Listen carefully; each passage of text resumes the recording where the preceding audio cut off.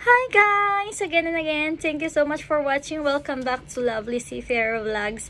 So ayan, sa ngayon naman po, sasagutin naman din po natin yung isang katanungan sa ating YouTube channel. So ang tanong po nga dun is, dapat lang po ba na HRM graduate lang or mga maritime course lang ang pwedeng magtrabaho sa barko or mag-apply sa barko or sa cruise ship?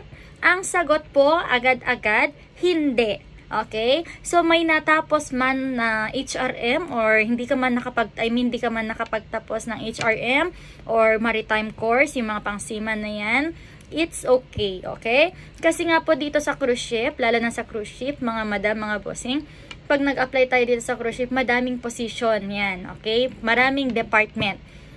For example, hindi ka nakapagtapos ng pag-aaral mo. Tulad nga po sa last na video ko nun, hindi lang HRM yung mga in-offer na ano dito. Kasi mayroong mga department like casino, meron din tayo sa mga pool attendant, sa mga pools, sa mga guest relations, ano pa yung mga yon, sa dining, mga bar department, ayan.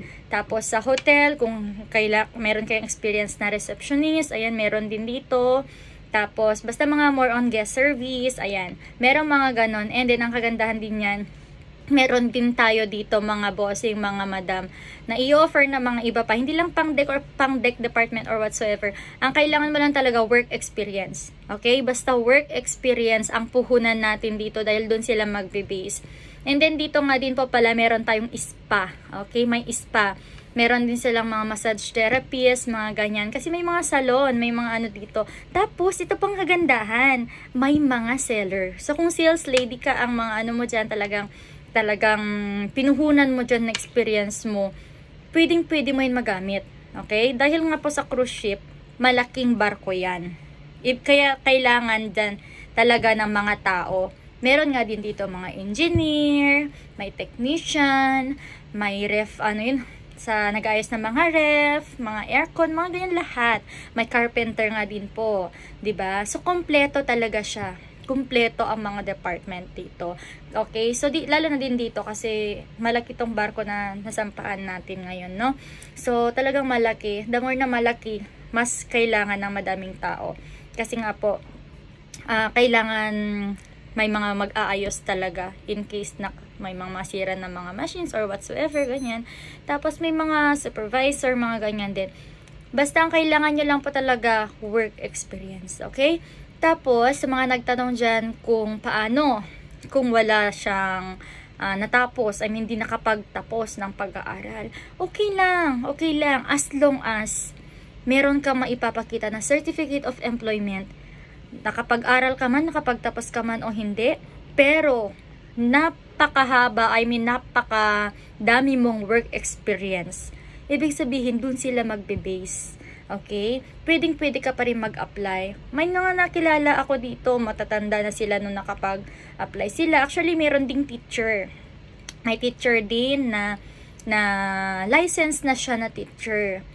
Pero, nag-cruise ship siya. Nag-iba siya ng career niya. So, meron talagang i-offer at i-offer sa'yo. Lalo na kung talagang gusto mo. Kasi i-interview ka naman yan eh. Sa the way na pag-sagot mo sa kanila, makikita nila yung kung desidido ka na talagang gusto mo magtrabaho on board. Talagang bibigay naman yan sa'yo, diba? Ganun naman yun. Kung sabi nga nila, kung para sa'yo talaga yan. Kaya ang lagi kong sinasabi, kung talagang desidido ka, umpisahan mo yan sa requirements. Kasi yan yung pinaka number 1 na kailangan mong gawin. Yan ang pinaka first na step na kailangan mong gawin. Kasi ang pangit na mag-a-apply ka ng trabaho sa barko, tapos wala kang requirements.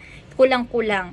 Mas okay na yung mas mainam na yung complete ang requirements mo. Tapos, yung susugod ka ba sa sa laban, meron ka na agad mga armas. 'Di ba? Advantage mo 'yun kung ganon. So, ayan nga po, at least nasagot na natin yung tanong natin. Ulitin ko, no matter what happen, kahit man nakapag-aral ka o nakapagtapos ka man o hindi, okay lang yan, basta ang puhunan mo dyan, work experience, okay? So, yun lang naman po talaga yung masasabi ko sa video na to, di ba? I hope na nasagutan naman natin ang katanungan ninyo, mga bossing, mga madam. And kung nagustuhan nyo nga po ito, please pakibig-give po ako ng thumbs up dyan or pa-heart naman ng ating video. Thank you. Bye-bye!